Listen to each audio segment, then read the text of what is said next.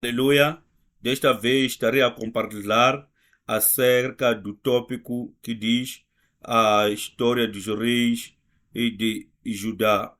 A passagem-chave está em 2 de Samuel, capítulo 7, versículo 12 a 16. 2 de Samuel, capítulo 7, versículo 12 até 16.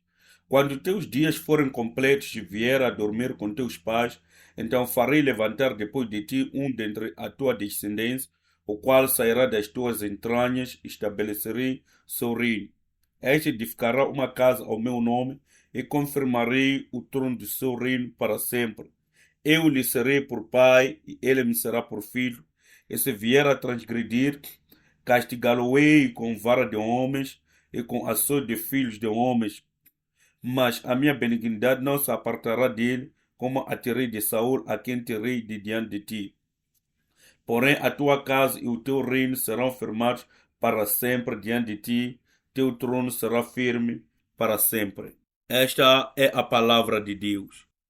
Neste tempo, vamos pensar na história dos reis de Judá e como a palavra de Deus cumpriu como prometido sob o reinado de Davi. Tem três objetivos que estaremos a cobrir durante estes estudos. Primeiro, vamos considerar o papel dos reis. Quando Deus criou a humanidade no jardim do Éden, ele colocou Adão para governar toda a sua criação. Adão era como um rei regente que havia sido dado a autoridade de governar em representação de Deus. A presença de Deus não é removida, Deus é rei dos reis. Mais tarde, na história de Israel, Deus restaura a sua soberania no meio de seu povo, depois de lhes dar a lei, que é a soberania, palavra de Deus. Deus lhes deu a soberania através destes reinos, enquanto que o mundo ao redor tinha reis humanos, Israel não tinha nenhum rei humano. E eles pediram a Deus um rei humano. O que vemos é que, como é demonstrado em Davi, é que o rei humano deveria exibir as qualidades de um rei divino e o rei eterno que é Deus. Nesta história dos reis, podemos notar que eles perderam este papel, se esqueceram e não cumpriram com este papel. Segundo, vamos considerar a continuidade da aliança de Deus, da fé sendo transmitida. Nas séries da história da redenção, o reverendo Abraham Pack continua a enfatizar e trazer a importância, a partir das escrituras, a importância de transmitir a fé às gerações futuras. Através destas genealogias e cronologias, veremos como a fé é passada. No final, vamos olhar para o Messias, o Rei Eterno, que virá, como já lemos, 2 de Samuel, capítulo 7. Ele deverá vir como descendente de Davi, o Rei Eterno. E como ele vem desta genealogia e linhagem de Judá, e linhagem de Davi como o Rei Eterno. Vamos olhar para os 20 reis do reinado do sul de Judá. São 20 reis, então não é um relato curto, mas vou tentar resumir. Hei de falar de pontos principais de seus feitos, suas realizações e a avaliação de Deus de que eram bons, maus ou extremamente maus. O primeiro rei, quando a nação já era dividida, depois de Salomão, foi o seu filho Reoboão. Não irei mencionar repetidamente, mas a passagem bíblica que cobre este relato, dentro de parênteses, é 2 de Crônicas, capítulo 10 a capítulo 12. E os anos de seu reinado, em 930 a 913. Em 2 de Crônicas, capítulo 11, versículo 17, nos mostra que Roboão era forte e fez o que era certo durante 3 anos. Mas, dando continuidade, no capítulo 12, versículo 1, diz que ele abandonou a palavra de Deus quando ele tornou-se poderoso. Verá que este é o padrão, esta é a fraqueza da humanidade. Quando eles estão em necessidade, quando não têm o poder supremo, eles buscam a Deus, eles se agarram a Deus, eles são dependentes de Deus. Mas uma vez que eles alcançam o que querem, eles se esquecem de Deus, eles abandonam a Deus. Então, ele deixou a palavra de Deus quando tornou-se poderoso. Primeiras de Reis, capítulo 14, versículo 22 a 28. Ele construiu os lugares altos, pilares sagrados, em lugares altos e baixos, e debaixo de árvores luxuosas. Não apenas ele se esqueceu e deixou a palavra de Deus, ele começou a seguir outras crenças. Eu e tu sabemos que porque Salomão casou-se com muitas mulheres e muitas concubinas, de diferentes nações, diferentes culturas e religiões, e permitiu que viesse com suas religiões e seus deuses. Esses deuses de gentios tornaram-se proeminentes em todas as regiões da terra de Israel e Judá. Havia também cultos de prostitutas na terra. E eles fizeram de acordo com todas as abominações das nações que o Senhor havia removido diante dos filhos de Israel. Por isso, Deus enviou Sisaque, o rei do Egito, para tomar todos os tesouros do templo e do palácio. E esta é a outra parte do padrão. Quando os reis tornam-se poderosos, eles adotam outros ídolos, eles adoram e constroem seus templos, e Deus usa nações estrangeiras para lhes unir. Depois disso, eles voltam ao caminho, às vezes não voltam. Segunda de Crônicas, capítulo 11, versículo 21 e capítulo 12, versículo 13, diz-nos que Roboão tinha 78 mulheres e concubinas, e a sua mãe era amonita. Ele foi influenciado por eles para a idolatria.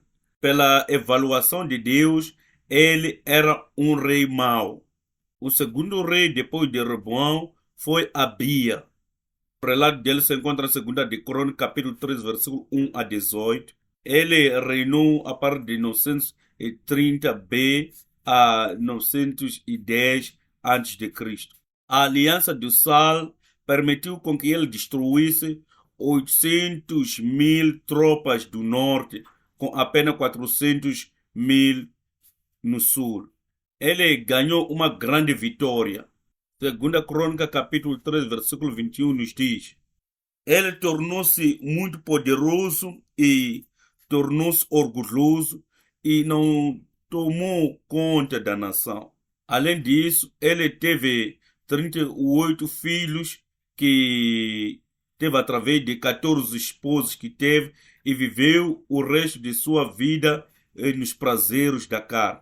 Mais uma vez, quando as coisas tornam-se confortáveis, porque receberam mais poder, estão estáveis, eles não apenas abandonam a Deus, mas se esquecem do seu papel de rei, não cuidar bem do povo. E a avaliação de Deus foi de que era um rei mau também. Vê que temos Davi, temos Salomão. Salomão deixa que os deuses das nações entrem na nação de Deus e os descendentes de 2 gerações corrompem-se demais. O que podemos pensar acerca de nas nossas vidas, algo que não fazemos bem nas nossas vidas, ao permitir com que outras crenças, outras religiões nas nossas vidas, pode fazer com que os nossos filhos sejam afetados. A terceira geração é de Asa. Segunda de Crônicas, capítulo 14, versículo 3, nos diz: Asa destruiu os altares dos deuses gentios, os altos lugares de Asseri. Ele trouxe uma reforma total religiosa e a nação esteve em paz por um espaço de 35 anos. Mesmo assim, 36 anos depois de se tornar o rei, houve um ataque do norte. Nesta crise nacional, ao invés de eles depender de Deus, escolheram depender do rei Aram, que era uma nação forte naqueles tempos. E ele deu os tesouros do templo como pagamento ao rei Aram. Além de vir a Deus para dar-lhe ofertas e pedir ajuda a ele, deu o que pertencia a Deus a este rei humano, Aram, para depender dele e pedir a ajuda dele. No 39º ano do seu reinado, ele teve uma enfermidade no seu pé. E ele não pediu a ajuda de Deus, foi atrás de todo tipo de médico. E ele não encontrou nenhuma cura. Segunda de Crônicas, capítulo 16, versículo 12. A avaliação de Deus é que ele começou bem, mas terminou mal. Quarto é o rei Josafá. O Josafá foi o bom rei, ele seguiu o exemplo do seu pai David nos seus primeiros dias e não buscou os Baalins, nem aos outros deuses, mas ele seguiu os mandamentos de Deus. O Senhor estabeleceu o seu reino e ele teve o total controle e todo Judá trouxe postos a ele e ele tinha muitas riquezas e honra. Ele removeu os altos lugares e adoração a Azeri em Judá. Mesmo assim, em 2 de Crônicas, capítulo 18, versículo 1, diz que ele deu em casamento o seu filho à filha do reino do norte, o rei Acabe, cujo nome era Atália. Aqui ele cometeu o seu grande erro. Ele estava a tentar unificar-se com o norte através de casamento. Por causa desta reunião, a influência do norte de idolatrias e adoração aos ídolos, todas as outras maldades foram passadas para Judá. O casamento foi uma porta aberta para que Satanás se infiltrasse em Judá. Imediatamente depois de casar o seu filho com Atália, filha do rei do norte, ele teve a paz e reconciliação com o reino do norte. Mas a sua adoração a Baal se espalhou por todo Israel e a Judá.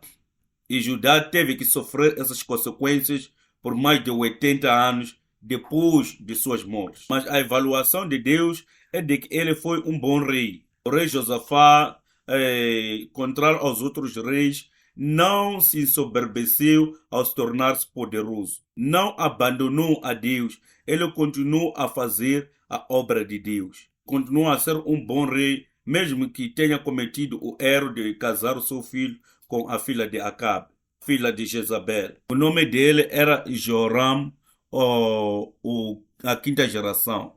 Ele casou-se com Atália, a filha de Acabe, e ele não seguiu aquilo que eram os traços do seu pai, mas seguiu os caminhos de Atália e a sua família. Parece que é muito mais fácil para a humanidade seguir os caminhos maus, mais do que os bons caminhos. Portanto, a adoração a Baal se espalhou e para estabelecer o seu reinado, ele matou todos os seus irmãos a fio de espada. Ele teve uma morte tão horrível de seus intestinos explodir. A avaliação de Deus, este foi mau. Depois temos 4 reis. Temos Acasias, a Atália era a sua esposa, Joás e Amazias. Estes reis foram omitidos na genealogia de Jesus Cristo. Em Mateus capítulo 1. Estamos falando do segundo período da genealogia de Jesus. Eles foram omitidos, a razão pela qual é porque foram relacionados a Atália de alguma forma e influenciados por ela. Quando somos influenciados por Satanás, principalmente na tentativa de destruir a obra de Deus, interromper a obra de Deus e o fluxo de Deus, sermos barreira do cumprimento das promessas e alianças de Deus. Esse tipo de pessoas são removidos da genealogia de Deus.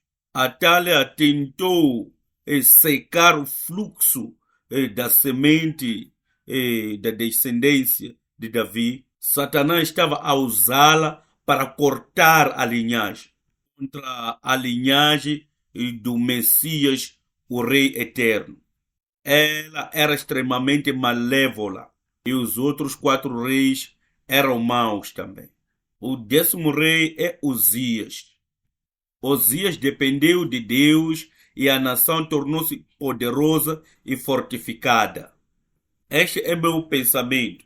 Depois de ele ter visto todas essas gerações perecendo por causa da Atalha e a influência do reinado do norte, penso que o reino seguinte deve tentar ser o melhor. Osias dependeu de Deus e a nação tornou-se poderosa, a nação tornou-se próspera pela bênção de Deus. Mas ele tornou-se arrogante e orgulhoso quando ele tornou-se poderoso. Essa é a nossa fraqueza como humanos. Tornou-se poderoso, tornou-se arrogante e orgulhoso. E ele cruzou a linha daquilo que era o papel sacerdotal. Ele pensou que não apenas poderia tornar-se rei, mas poderia fazer aquelas tarefas sacerdotais. Porque de acordo com a lei de Deus, os reis não poderiam cumprir aquilo que eram tarefas sacerdotais. E Deus lhe puniu com a lepra e ele teve que sofrer até a morte, separado da casa. O seu orgulho ruinou o seu reinado e ele não poderia cumprir nada de bom. Nem poderia passar a fé à próxima geração. A avaliação de Deus é de que começou bem, mas terminou mal. 11 é Jotão. Jotão fez o que era ser diante do Senhor e foi mais poderoso. Mesmo que o rei estava tentando viver pela fé, o seu povo vivia na maldade. Jotão teve uma liderança limitada, de maneira que não poderia influenciar seu povo a seguir os seus bons caminhos. A avaliação de Deus para com ele é que este ainda é bom, mesmo que não tenha conseguido influenciar as pessoas para serem boas pessoas. Depois vem Acais. Ele não fez o que era bom diante do Senhor. Desde o começo, ele fez imagens para Baals. Ele sacrificou e queimou incenso nos lugares altos e de baixos. Ele chegou a queimar os seus filhos no fogo, seguiu as abominações das nações, cujo o Senhor havia tirado de diante do seu povo Israel. Ele importou a cultura da adoração das nações ao redor. Começou a seguir estas culturas, religiões. Uma delas era adorar a seus deuses através de queimar seus próprios filhos no fogo. Quando o norte estiver atacando, ele dependeu do poder da Síria do que de Deus. Em todos os aspectos, ele não foi bom. Além de se arrepender, ele escolheu sacrificar para os deuses de Damasco. Ele estava rejeitando e ser um rebelde diante de Deus.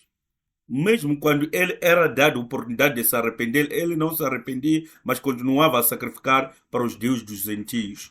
Ele destruiu utensílios do templo, fechou as portas do templo e fez ídolos ao redor de toda Jerusalém. Por isso, ele foi sepultado em Jerusalém e não nas sepulturas dos reis de Israel. A avaliação de Deus é que este era extremamente malévolo. Ezequias fez o que era ser diante do Senhor de acordo com tudo que o seu pai David havia feito. Esta expressão foi aplicada em Josafá e aqui em Ezequias. Ele abriu as portas do templo que foram fechadas durante o tempo de seu pai e reparou-os.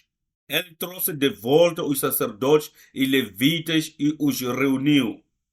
Ele purificou o templo e reativou os próprios sacrifícios do templo. As pessoas se arrependeram e trouxeram as ofertas que não conseguiam trazer. Ele restaurou a Páscoa, pessoas cantaram louvor com alegria, eles se ajoelharam e adoraram a Deus. E Ezequias e o povo regozijaram-se sobre aquilo que Deus havia preparado para o povo. E as pessoas celebraram com alegria. Quando Senaqueribe, o rei das Sírias, invadiu a Judá, ele cercou a Judá. Ezequias orou junto com o profeta Isaías e Deus derrotou 185 mil numa noite. E nós conhecemos todo esse relato. Ezequias adoeceu até a morte por causa do seu erro e orgulho, mas ele recebeu 15 anos a mais de extensão por causa de seu arrependimento. Ainda que era conhecido como o mais grande rei em Judá depois de Davi, e ele não conseguiu transmitir a fé e a aliança e seus bons feitos para o seu filho Manassés. A avaliação de Deus quanto a Ezequias era bom, mas o seu filho Manassés reconstruiu os altos lugares que seu pai havia destruído. Consegue notar que esses altos lugares são construídos e destruídos. O templo de Deus é contaminado e purificado, contaminado e purificado. Ele reergueu altares para adoração aos ídolos. Ele edificou altares para todo tipo de ídolos nos céus e dentro da casa do Senhor. Ele fez com que os seus filhos passassem no fogo no vale de Benon. O seu pai teve bons caminhos, mas ele está seguindo as práticas do seu avô aqui. Ele praticou feitiçarias, adivinhações, praticou todo tipo de encantamentos e buscou espiritistas, todo tipo de maldade. Ele fez o mal diante do Senhor, provocando a Deus para a ira. Ele também colocou uma imagem de ídolos que havia feito na casa de Deus, aonde Deus havia dito que colocaria o seu nome para sempre. Ele estava a se colocar diante de Deus e colocando adiante a sua rebeldia, pecando e contaminando o templo. Quando ele foi levado cativo à Síria, torturados e sendo amarrado com correntes, ele pediu e se humilhou diante de Deus grandemente, olhando para tudo quanto ele fez. Se você fosse Deus, poderia lhe perdoar todas as blasfêmias e contaminações na casa de Deus. Poderia pensar que seria muito difícil para que ele fosse perdoado. Ainda que ele era extremamente malévolo, Deus foi tocado pelo seu clamor e ouviu as suas súplicas e o trouxe de volta a Jerusalém. Nesta genealogia, essa história nos mostra que tu e eu ainda temos esperança. Desde que nos voltemos para Deus, não importa que tipo de pecado tenhamos cometido, Deus nos perdoa quando nós nos voltamos a Ele. Assim Manassés soube que o Senhor era Deus. A avaliação de Deus é que este era extremamente malévolo, mas lembrou-se de seu arrependimento no final de sua vida. O próximo foi Amon e ele seguiu os maus caminhos de seu pai e foi assassinado por seus servos. Mais uma vez a sua avaliação foi de mal. Josias, ele seguiu os caminhos de Davi na sua juventude. Este é o outro rei que fez a reforma religiosa. Ele não se desviou para a direita nem para a esquerda. Ele purificou o templo e encontrou o livro da lei. Isto é muito importante. Encontrando, descobrindo a palavra de Deus na vida de alguém.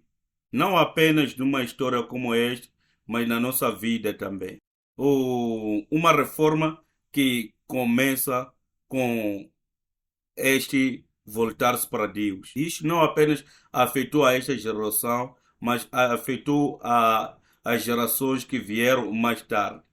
Esta reforma de encontrar a palavra de Deus vai salvar muitas vidas, muitas almas. Através destas conferências, é minha oração que possamos redescobrir a palavra de Deus.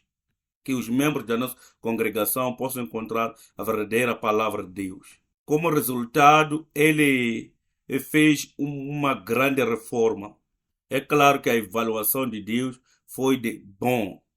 O 17º é o rei Joás e o 18º é o rei Joaquim. Também foram omitidos na genealogia de Jesus Cristo. Eles eram reis malévolos. E Joaquim, o 19º também, ele seguiu os caminhos malévolos dos reis que o antecederam e fez o que era mal aos olhos do Senhor. Por um período de pouco reino que ele teve, em menos de um ano, ele foi mau e o último rei foi Zedequias. Durante o seu tempo, o templo foi destruído e os babilônios lhe levaram cativo. Ele foi também omitido da genealogia de Jesus Cristo também. Em 586 a.C. foi durante o reinado de Zedequias em Judá que foram levados cativos pelos babilônios e o templo foi destruído. Quando olhamos para a avaliação do reinado dos reis de Judá, a questão que precisamos levantar é: por que a nação foi destruída e assim levado cativo? Primeiro, porque deixaram e abandonaram a Deus. O que causou com que eles abandonassem a Deus foi o poder, o dinheiro, as mulheres, os ídolos, os prazeres, as honras deste mundo, a glória deste mundo.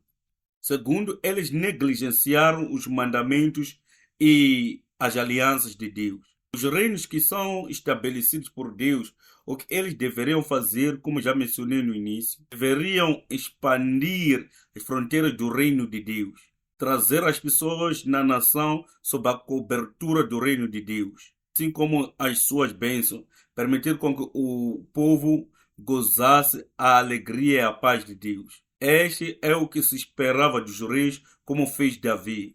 Deveriam buscar pela ajuda de Deus e seguir decisões de Deus. Todos os aspectos de reinar sobre o reino.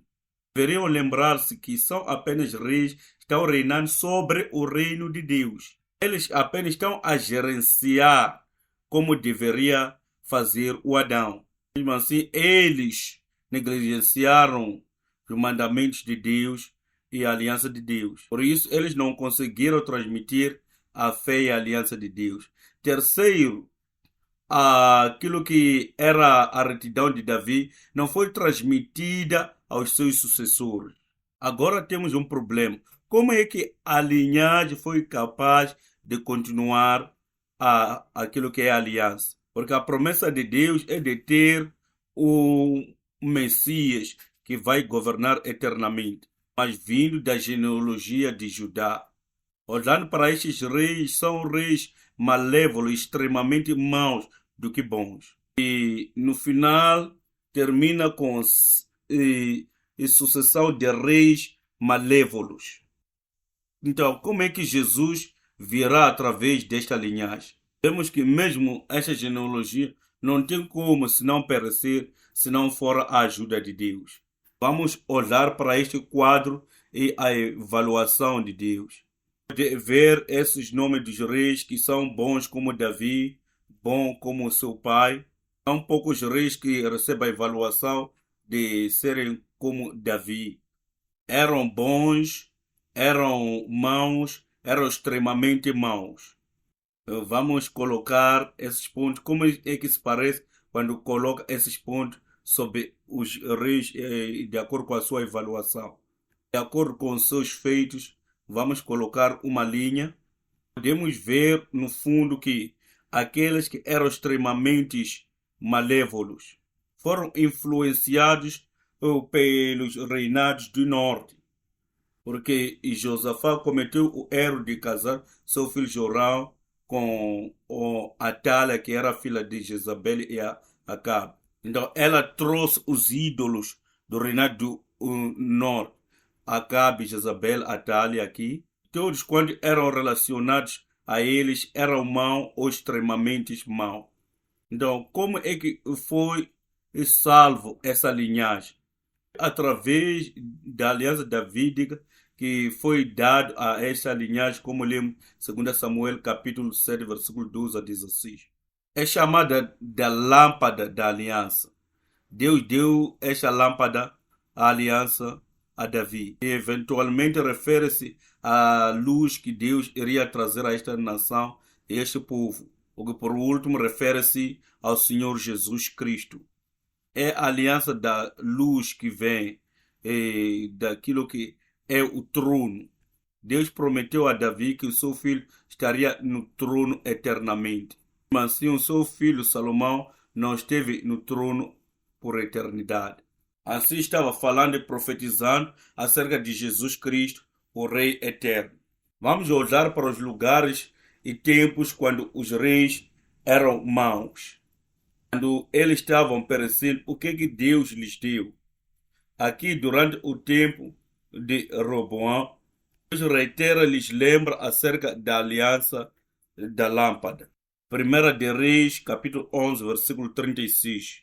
Diz que, mas para o seu filho lhe darei uma tribo, para que o meu servo Davi possa ter uma lâmpada sempre diante de mim em Jerusalém, a cidade que escolhi para mim e para colocar o meu nome. É como se nas densas trevas Deus trouxesse o seu fogo e reacender aquela lâmpada de esperança.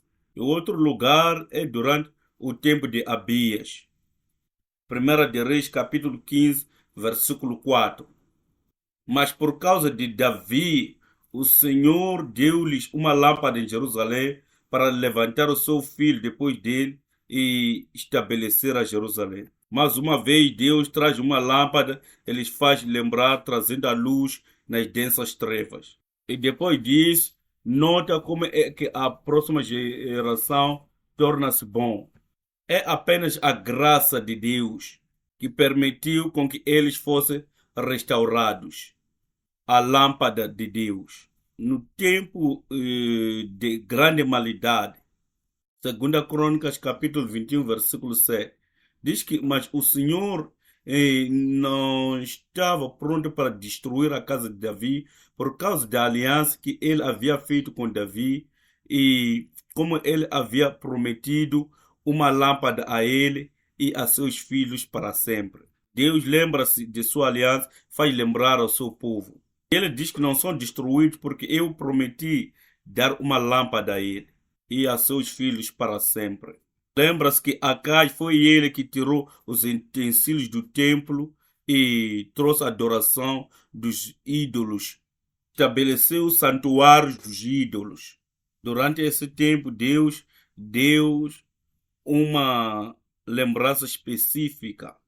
E esta foi a promessa de Emanuel. Portanto, Deus, ele te dará um sinal. Ele, a Virgem, dará um filho. Terá um filho e ela o chamará o seu nome de Emanuel. É maravilhoso e surpreendente ver como Deus dá essa promessa de Emanuel num tempo tão denso de trevas como este, no tempo do rei Acais. Como conclusão, nós também temos que nos lembrar que somos herdeiros da aliança. O que precisamos fazer é transmitir a aliança para a geração vindoura. A Bíblia reitera que, ao não passarmos a transmitir essa fé à próxima geração, a vontade de Deus não está sendo cumprida. E é Deus que está na dianteira da continuidade da fé de suas alianças, sem que seja destruída pelos humanos. A questão é de que feito você quer ser evaluada ou avaliada por Deus. Quando Deus me avaliasse, o que eu gostaria de que Deus se lembrasse de mim? Ao conduzir a nossa vida de fé, deveríamos nos lembrar disso. Será que seremos capazes de transmitir essa fé à geração futura, de modo que viva por ela. Porque em Lucas 23, a partir do versículo 27 a 28, diz que estavam lhe seguindo uma grande multidão de pessoas quando Jesus estava a carregar a cruz, de mulheres que estavam lamentando e chorando por ele. Mas Jesus voltando-se para eles, disse: Filhas de Jerusalém, parem de chorar por mim, mas chorai pelos vossos filhos, por vocês. Deuteronômio capítulo 6, versículo 1 a 7. Enfatiza a necessidade de passar a palavra de Deus. Podemos olhar para essas gerações neste quadro. Mesmo quando Josafá era tão bom, Jorão era tão mau. Mesmo quando Ezequias era bom, Manassés era mau. Não é porque os pais eram bons que os filhos serão bons, automaticamente. Isso mostra o quão difícil é passar a fé para a próxima geração. Olhando para homens como o profeta Daniel, que influenciaram aos reis e Assueros para devolver o povo de Deus. Onde é que encontrou a fé o profeta Daniel? O que aconteceu é que o rei Josias encontrou a palavra e fez com que a palavra fosse lida e aprendida para o povo de Deus. Se calcularmos os anos do nascimento e reinado dos reis, podemos notar que o nascimento de Daniel era acerca daqueles anos, quando Josias estivera fazendo a reforma, fazendo com que a palavra de Deus fosse proclamada. Só a proclamação, a difusão, o ensino, a pregação da palavra de Deus é muito importante. Vamos fazer de tudo para que a palavra de Deus seja ouvida pela nossa família, a nossa comunidade, a nossa nação e todo o canto em que estivermos. É uma tarefa muito importante. Permitam-me ler esta passagem. Diz: Estes, pois, são os mandamentos, os estatutos e os juízos que o Senhor, vosso Deus, me mandou para vos ensinar, para que os cumprisseis na terra a que passais a possuir, para que temas ao Senhor teu Deus e guarde todos os seus estatutos e mandamentos que eu te ordeno, tu, teu filho, o filho do teu filho, todos os dias da tua vida, e que teus dias sejam prolongados. Ouve, pois, ó Israel, e atenta em os guardares, para que bem te suceda e muito te multipliques, como te disse o Senhor teu Deus, Deus de teus pais, na terra que mana leite e mel. Ouve, Israel, o Senhor nosso Deus é o único Senhor. Amarás, pois, o Senhor teu Deus de todo o teu coração, de toda a tua alma e de todas as tuas forças. E estas palavras que hoje te ordeno estarão no teu coração, e as ensinarás a teus filhos, e delas falarás assentado em tua casa e andando pelo caminho, e deitando-te e levantando-te. Estes são os mandamentos, estatutos e juízos que Deus nos manda para fazer. Devemos fazer de tudo para que a próxima geração possa aprender, não pela força, mas por ver, pelo exemplo. Mais dois versículos, Provérbios capítulo 22, versículo 6, diz: Educa a criança no caminho em que deve andar, e até quando envelhecer não se desviará dele. Se possível, devemos encorajar e obrigar os nossos filhos a aprender a palavra de Deus desde a infância.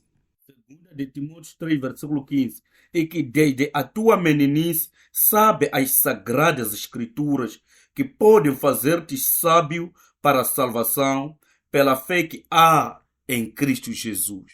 Que esta palavra permaneça em nós. Nós estamos aprendendo acerca disto. Jesus nos prometeu de fazer de nós sacerdotes da realeza. Ele está nos dando as mesmas tarefas dos reis, para que possamos trazer o reino de Deus nesta terra, para que possamos trazer o reino de Deus sobre as nossas vidas e para esta terra em que nos encontramos. A igreja representada aqui, todo pastor que se encontra aqui, que tenha esta autoridade da palavra, de transmitir esta palavra às próximas gerações. seja transmitida às próximas gerações e vários lugares, para que o reino de Deus venha sobre nós. Vamos orar. Muito obrigado, nosso Pai Celestial, por nos ajudar a aprender e vermos como eles se comportaram mal e, através disto, ver como nós somos malévolos e que o Senhor só pode nos purificar através do sangue de Jesus. Ajuda-nos a caminhar nos seus caminhos e a transmitir essas palavras de aliança na próxima geração. Que sejam pessoas que proclamam essa palavra a todas as pessoas, para que o Senhor seja o Rei Supremo em todas as nações. Oramos pela tua graça em nome de Jesus. Amém.